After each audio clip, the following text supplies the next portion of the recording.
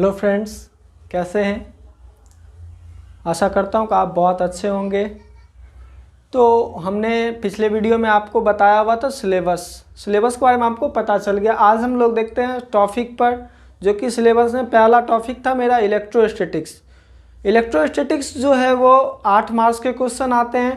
तो इससे पहले मैं आप लोगों को ये बात बता देना चाहता हूँ कि आज का जो वीडियो है ये हमारे यूट्यूब चैनल पर इस चैप्टर का पहला वीडियो है।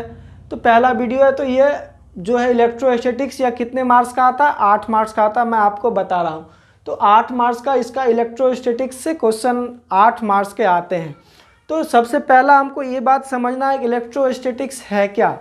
इलेक्ट्रोस्टैटिक्स क्या है? इलेक्ट्रोस्टैटिक्स मतलब होता है स्थिर वैद्युतिकी। इसका हिंदी होता है स्थिर वैद्युतिकी। स्थिर वैद्युतिकी जो है वह इलेक्ट्रोस्टैटिक्स का हिंदी होता है। तो इलेक्ट्रोस्टैटिक्स अगर जी कोई भी चीज़ अगर हम लोग देखें तो यह किसी भी चीज़ से अगर बनता है तो यह इसका सबसे इम्पोर्टेंट श्रेय किसको जाता है? शीर्षक को, जो उसका हेडिंग होता है। तो हेडिंग इसका क्या है? इलेक्ट्रोस्टैटिक्स। चैप्टर का नाम क्या है? इलेक्ट्रोस्टैटिक्स। मतलब इसमें सिर्फ इसी के बारे में दिया गया है, इलेक्ट्रोस्टैटिक्स के बारे में, मतलब स्थिर आवेश के बारे में। इलेक्ट्रोस्टैटिक्स जो है 2 वर्ड से मिलके बना होता है। एक होता है इलेक्ट्रो और दूसरा होता है स्टैटिक्स, जो कि आपको यहाँ वर्ड साफ साफ दिख रहा है। इलेक्ट्रो का जो शाब्दिक अर्थ हम अगर जानना चाहें तो वह होता है चार्ज। क्या होता है? चार्ज। और इसका स्टैटिक्स का शाब्दिक अर्थ क्या होता है? रेस्ट, मतलब विराम। मतलब विराम अवस्था में अगर यदि हम आवेश का अध्ययन करते हैं, मतलब स्थिर अवस्था, स्थिर आवेश, मतलब स्थिर अवस्था में आवेश के अध्ययन को हम लोग क्या बोलेंगे? इलेक्ट्रोस्टैटिक्स। मतलब स्थिर आवेश के अध्ययन को ही हम लोग क्या बोलेंगे? इलेक्ट्रोस्टैटिक्स। बस आपको ये समझ में आ रहा होगा। तो फिर देखते हैं father of electrostatics. Father of electrostatics किसे कहा गया है? थेल्स को। किसको? थेल्स को। अब इसकी हम लोग हिस्ट्री को जानते हैं। किसकी हिस्ट्री? इलेक्ट्रोस्टैटिक्स की हिस्ट्री। आखिर हमको पता कैसे चला इसका? तो इसका पता थेल्स नामक वैज्ञानिक ने क्या किए थे? 600 ईसा पूर्व उन्होंने एक अंबर के टुकड़े को बिल्ली के खाल से, मतलब बिल्ली के खाल से, समझ रहे हैं ना, बिल्ली का जो चमड़ा होता है, खाल होता है, उससे जब रगड़ा तो उस अंबर के टुकड़े पर एक विशेष प्रकार का गुण आ गया। उस विशेष प्रकार का गुण जो कि क्या कर रहा था? वह कर रहा था कि छोटी छोटी पदार्थों को अपनी ओर आकर्षित कर रहा था। ठीक है, तो यह एक उस पर विशेष प्रकार का गुण पाया गया जो छोटी छोटी वस्तुओं को अपनी ओर आकर्षित करने लगा। यह जो उस पर उत्पन्न हुआ, यह किसके कारण हुआ? यह विद्युत जो उस पर उत्पन्न हुआ, जो अपनी ओर आकर्षित करने लगा, यह हुआ घर्षण के कारण। किसके कारण? घर्षण के कारण, मतलब फ्रैक्शन के कारण। जब फ्रैक्शन के कारण, इसीलिए इसको हम लोग दूसरे नाम से क्या जाने लगे? Fraction charge. मतलब फ्रैक्शन चार्ज मतलब घर्षण विद्युत भी कहे जाने लगे। ठीक है, तो फिर मेरा ये हिस्ट्री। तो फिर देखिए कि तो पहले तो हमको पता था कि अंबर के टुकड़े में ही होगा, लेकिन जब कुछ समय जब बीत गए तो हमने फिर कांच के टुकड़े को लिया। जब उससे मैंने प्रयोग किया तो उसमें भी इसी प्रकार का गुण पाया गया। इससे भी अभी पता चला कि ये कांच पे भी इस प्रकार के गुण पाए जा सकते हैं। ठीक है, तो हमको ये पता चल गया इनकी हिस्ट्री कैसी थी, इनके पिता कौन थे। इसके पिता थेल्स थे और स्थिर आवेश के अध्ययन को हम लोग इलेक्ट्रोस्टैटिक्स कहते हैं। अब हम लोग इसके मेन टॉपिक पर चलते हैं। चार्ज। चार्ज क्या है? चार्ज जो है, यह चार्ज कुछ एलिमेंट्री पार्टिकल जैसे इलेक्ट्रॉन तथा प्रोटॉन का मौलिक गुण है। क्या है? इलेक्ट्रॉन तथा प्रोटॉन का मौलिक गुण है। तो फिर हम लोग चार्ज के बारे में पता चल गया। अब देखते हैं यूनिट ऑफ चार्ज। मतलब यूनिट ऑफ चार्ज क्या? मतलब चार्ज का मात्रक क्या होता है? चार्ज का जो मात्रक होता है वह कूलम्ब होता है। क्या होता है? कूलम्ब होता है। क्योंकि चार्ज का मात्रक हम लोग कूलम्ब इसलिए लेते हैं क्योंकि कूलम्ब इनके बारे में अधिक से अधिक लॉ नियम थी, इसलिए चार्ज का मात्रक हम लोग कूलम्ब दिए। तो हमको एक चीज़ बात पता होना चाहिए कि जब हम किसी भी चार्ज या किसी भी यूनिट को अगर यदि हम पूरा नाम देते हैं तो उसके लिए हम लोग स्मॉल लेटर का यूज़ करते हैं, और अगर यदि शॉर्ट नेम देते हैं तो उसके लिए इंग्लिश के कैपिटल लेटर का लिखते हैं। ठीक है, तो चार्ज का क्या मात्रक होता है? आवेश का मात्रक कूलम्ब होता है। इसको एसआई यूनिट भी कहा जाता है, मतलब एसआई मात्रक। चार्ज का एसआई मात्रक क्या होगा? कूलम्ब होगा। अब इससे आगे थोड़ा सा हम लोग देखते हैं चार्ज के बारे में, और हमको जानना है चार्ज है क्या। चार्ज के सीजीएस यूनिट भी होते हैं, और सीजीएस यूनिट और उसके सबसे बड़े मात्रक और सबसे छोटे मात्रक के बारे में भी हमको पता करना है। तो सबसे पहले हम लोग देखते हैं सीजीएस यूनिट। क्या देखते हैं? सीजीएस। सीजीएस में एक होता है ईएसयू और एक होता है ईएमयू। ESU मतलब इलेक्ट्रोस्टैटिक यूनिट और EMU मतलब इलेक्ट्रोमैग्नेटिक यूनिट। ठीक है, तो पहला क्या है, ESU इलेक्ट्रोस्टैटिक यूनिट। इसका जो यूनिट होता है वह होता है स्टेट कूलम। क्या होता है, स्टेट कूलम। और इसका होता है एब्सोल्यूट कूलम। क्या होता है, एब्सोल्यूट कूलम। मतलब ESU का फुल फॉर्म इलेक्ट्रोस्टैटिक यूनिट, जो इसका मात्रक क्या होता है, स्टेट कूलम। और EMU का इलेक्ट्रोमैग्नेटिक यूनिट, इसका मात्रक होता है एब्सोल्यूट कूलम। आपको ये पता होगा। तो फिर देखते हैं अब इन तीनों के बीच रिलेशन। आखिर कुछ ना कुछ तो रिलेशन होगा। रिलेशन मतलब होता है संबंध। क्या होता है, आपको भी पता होगा कि संबंध किसे बोलते हैं। ठीक है, तो संबंध देखिए, रिलेशन सबसे पहले हम लोग दे देते हैं कूलम्ब। सबसे पहले हम लोग क्या दे देते हैं, कूलम्ब। और यहाँ दे देते हैं स्टेट कूलम। और यहाँ दे देते हैं एब्सोल्यूट कूलम। ठीक है, कोई दिक्कत नहीं है, आपको आसानी से समझ में आएगा। तो देखिए 1 कूलम, अगर यदि हम लोग 1 कूलम लेते हैं, रिलेशन हम लोग देखते हैं, तो अगर यदि हम लोग 1 कूलम लेते हैं तो यह कितने स्टेट कूलम के बराबर होता है, यह 3 गुना 10⁹ स्टेट कूलम के बराबर होता है 1 कूलम। मतलब इतना state coulomb is equal to इतना कूलम। और एब्सोल्यूट कूलम में भी रिलेशन देखते हैं, ये होता है 1/10 एब्सोल्यूट कूलम। क्या, 1/10 एब्सोल्यूट कूलम। तो यहाँ से हमको रिलेशन से जस्ट हमको इसी से पता चल पा रहा है कि इसमें सबसे बड़ा यूनिट कौन है और सबसे छोटा यूनिट कौन है। इसमें देखिए सबसे बड़ा यूनिट आपको दिख रहा होगा एब्सोल्यूट कूलम, सबसे बड़ा यूनिट है। और उसके बाद कौन सा है, सबसे इससे जो छोटा यूनिट है कौन है, कूलम। और इससे छोटा यूनिट कौन है, ये है स्टेट कूलम। ये मेरा रिलेशन है किनके किनके बीच, कूलम, स्टेट कूलम और एब्सोल्यूट कूलम के बीच। ठीक है, ये मेरा इनके बीच रिलेशन है। और हमको एक चीज़ बात हमको समझ में आना चाहिए कि आखिर जो चार्ज होता है, चार्ज में 2 गुण होते हैं। चार्ज में 2 गुण होते हैं, एक होते हैं ऋणात्मक और एक होता है धनात्मक। और ऋणात्मक जो होता है वह कहाँ पे आता है, इलेक्ट्रॉन पर। किस पर, इलेक्ट्रॉन पर। इलेक्ट्रॉन पर कौन सा चार्ज पाया जाता है, इलेक्ट्रॉन पर नेगेटिव चार्ज पाया जाता है। कौन सा चार्ज, नेगेटिव चार्ज पाया जाता है। क्या पाया जाता है, नेगेटिव चार्ज पाया जाता है। और प्रोटॉन पर कौन सा चार्ज पाया जाता है, प्रोटॉन पर कौन सा चार्ज पाया जाता है, पॉजिटिव चार्ज पाया जाता है। कौन सा चार्ज, पॉजिटिव चार्ज पाया जाता है।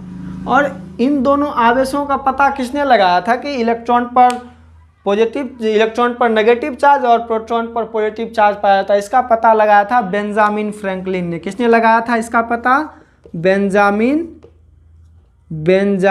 फ्रैंकलिन। किसने, बेंजामिन फ्रैंकलिन ने इसका पता लगाया था कि चार्ज पर, इलेक्ट्रॉन पर कौन सा 2 प्रकार का जो आवेश होता है, इसका पता किसने लगाया था, बेंजामिन फ्रैंकलिन। मतलब इलेक्ट्रॉन पर कौन सा चार्ज, नेगेटिव चार्ज, और प्रोटॉन पर पॉजिटिव। इन दोनों आवेशों का पता किसने लगाया था, बेंजामिन फ्रैंकलिन ने। अब देखते हैं हम लोग थोड़ा सा इससे आगे। अब इसका जो है सबसे बड़ा और सबसे छोटा मात्रक को हम लोग जानने की कोशिश करते हैं।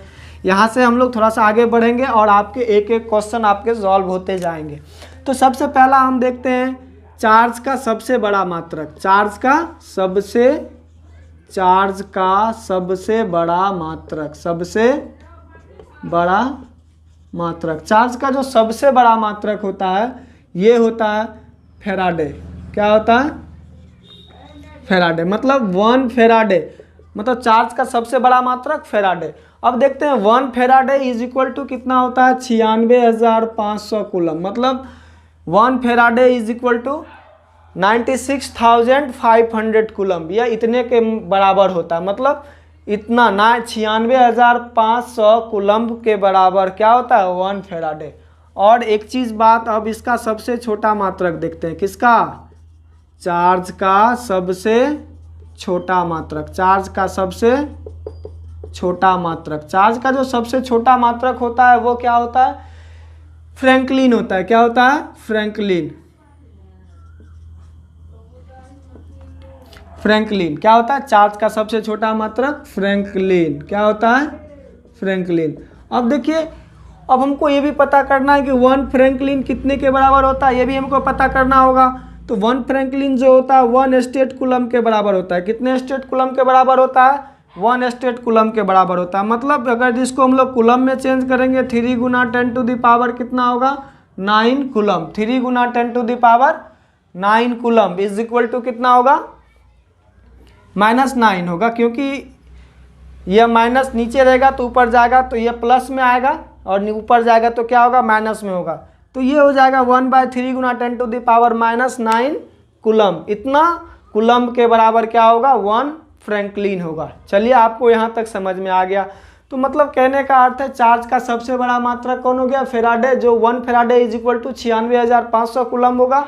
और देखिए चार्ज का जो सबसे छोटा मात्रक होता है ये होता है फ्रैंकलिन। फ्रैंकलिन जो होता है, फ्रैंकलिन 1 स्टेट कूलम के बराबर होता है, और 1 state coulomb is equal to आपको पता है कितना होगा, कितना कूलम, 1/3 गुना 10 टू द पावर -9 कूलम, जो कि आपको इससे पहले रिलेशन में मैंने बता दिया कि 1 कूलम इज इक्वल टू कितना होता है, 3 गुना 10 to the power 9 state coulomb. जगह दी हम इसको जैसे देखेंगे, 1 कूलम इज इक्वल टू 3 गुना 10 to the power 9 state coulomb के बराबर होता है। जैसे हम इसको इधर लाएंगे तो 1/3 गुना 10 to the power 9 is equal to 1 state coulomb हो जाएगा, और इसको ऊपर ले जाएंगे तो क्या हो जाएगा, 1/3 गुना 10 टू द पावर 9 क्या होगा, ये 1 स्टेट कूलम, यानी कि 1 फ्रैंकलिन होगा। ठीक है, ये 1 फ्रैंकलिन के बराबर हो जाएगा। अब हम लोग देखते हैं चार्ज, क्या देखते हैं, इलेक्ट्रॉन पर चार्ज और प्रोटॉन पर चार्ज। आखिर इलेक्ट्रॉन पर चार्ज कितना होता है और प्रोटॉन पर चार्ज कितना होता है ESU में। ठीक है, तो हमको सबसे पहले जानना होगा इलेक्ट्रॉन पर चार्ज कितना होता है। ये चीज़ आप पहले लिख लीजिए, इलेक्ट्रॉन पर चार्ज। इलेक्ट्रॉन पर जो चार्ज होता है वह होता है 1.6 गुना 10 टू द पावर -19 कूलम। फिर प्रोटॉन पर चार्ज, इलेक्ट्रॉन का मास लिख लीजिए पहले। इलेक्ट्रॉन का मास भी काफ़ी इंपॉर्टेंट आपको याद करना होगा। इलेक्ट्रॉन का मास होता है 9.11 10 टू द पावर -31 kg। ठीक है, फिर देखते हैं इलेक्ट्रॉन हो गया। अब प्रोटॉन पर देखते हैं, प्रोटॉन पर चार्ज कितना होता है, प्लस, ये माइनस में होता है और ये प्लस में होता है, 1.6 गुना 10 टू द पावर -19 कूलम। और प्रोटॉन पर जो मास होता है, प्रोटॉन का जो मास होता है कितना होता है, प्रोटॉन का मास आपको पता होना चाहिए, 1.67 गुना 10 टू द पावर -27 kg होता है। और न्यूट्रॉन पर जो चार्ज होता है यह क्या होता है, अनावेशित होता है। न्यूट्रॉन पर कोई चार्ज नहीं होता, लेकिन इलेक्ट्रॉन पर चार्ज और प्रोटॉन पर चार्ज होता है। तो न्यूट्रॉन का मास होता है, क्या होता है, न्यूट्रॉन का मास होता है। एक ही ऐसा है जो कि न्यूट्रॉन पर मास होने के बावजूद भी उस पर आवेश नहीं होता। लेकिन आवेश का कहना है कि अगर यदि किसी वस्तु का मास है तो उसका आवेश होगा, लेकिन न्यूट्रॉन पर कोई आवेश नहीं होता। ये आपको ध्यान में रखने की बात है।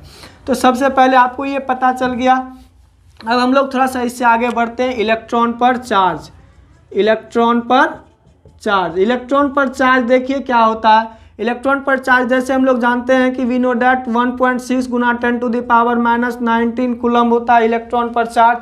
जैसे इलेक्ट्रॉन पर चार्ज हो गया तो अब हम इसको ESU में चेंज करेंगे। ESU में चेंज करने के लिए हमको सबसे पहले स्टेट कूलम के बारे में पता करना होगा। 1 state coulomb is equal to कितना होता है, absolute coulomb. 1 state coulomb is equal to होता है, 1 स्टेट कूलम बराबर कितना कूलम होता है। तो यहाँ पर हमको कूलम में दिया हुआ है, अब हमको किस में निकालना है, एब्सोल्यूट कूलम में। 1 एब्सोल्यूट कूलम, स्टेट कूलम में निकालना है। स्टेट कूलम में दिया क्या हो जाएगा, -19 कूलम। अब हम इसको किस में बदलेंगे, ESU में, स्टेट कूलम में। जैसे स्टेट कूलम में बदलेंगे तो ये हो जाएगा, इसको कितना से गुना करना होगा, 3 गुना 10 टू द पावर 9। ठीक है, ये स्टेट कूलम हो गया। क्या अब ये बन गया क्या, स्टेट कूलम। जब ये स्टेट कूलम बना तो इसको गुना करेंगे तो इस पर कौन सा चार्ज होता है, आपको पता है, नेगेटिव चार्ज होता है। तो ये जब हम इसको मल्टीप्लेक्शन करेंगे तो -4.8 गुना 10 टू द पावर -9 और यहाँ पर प्लस, क्योंकि हम लोग जानते हैं आधार समान रहने पर पावर क्या होता है, जुड़ जाता है। तो पावर जैसे जुटेगा तो -19 + 9 दोनों घट के क्या, यह अब स्टेट कूलम हो गया। दोनों घट के हो जाएगा 4.8 गुना 10 टू द पावर -10। यह किस में हो गया, ESU में। किस में हो गया, ESU में। फिर देखते हैं प्रोटॉन पर चार्ज। प्रोटॉन पर चार्ज किस पर, प्रोटॉन पर चार्ज। प्रोटॉन पर भी चार्ज हमने अभी आपको लिखा दिया है। तो प्रोटॉन पर चार्ज होता है 1.6 गुना 10⁻⁹ कूलम।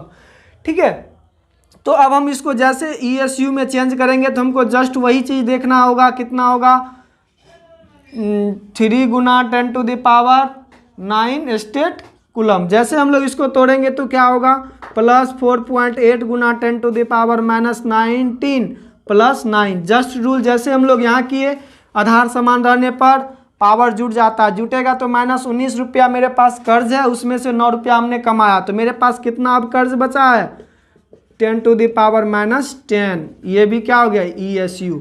ठीक है, आज हम लोग यहीं तक, और जानते हैं अगले वीडियो में मिलते हैं नेक्स्ट क्लास में, नेक्स्ट वीडियो में। तब तक के लिए टेक केयर, बाय, मिलते हैं।